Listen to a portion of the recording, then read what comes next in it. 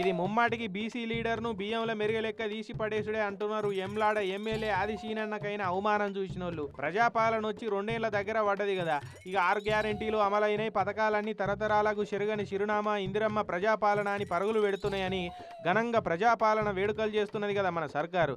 ఇక రాజన్న సిరిసిల్ల జిల్లాలైన వేడుకలకు ముఖ్య అతిథిగా పోయిండు పక్కపొంటే ఉండే ఎమ్లాడ ఎమ్మెల్యే ఆది సీనన్న.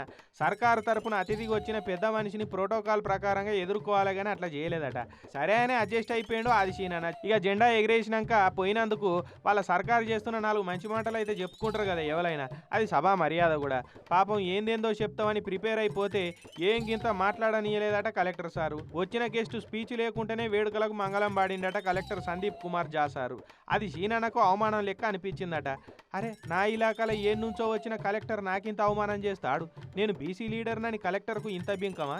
జెండా ఎగిరేసేటప్పుడు కూడా కలెక్టర్ పక్కపొంటే లేడు, అంతరాశరికం పనులు ఉన్నాయని అర్ధగంట ఆలస్యంగా వస్తాడని అట్టయిపోయిన ఆది సీనన్న అవమానాన్ని పంట కింద బిగబట్టుకొని సీదొచ్చి సీఎం సార్కు, కలెక్టర్ల పెద్ద సారు సిఎస్ఆర్ ఉంటాడు కదా, అగో ఆయనకు చెప్పుకొని బాధపడ్డాడట.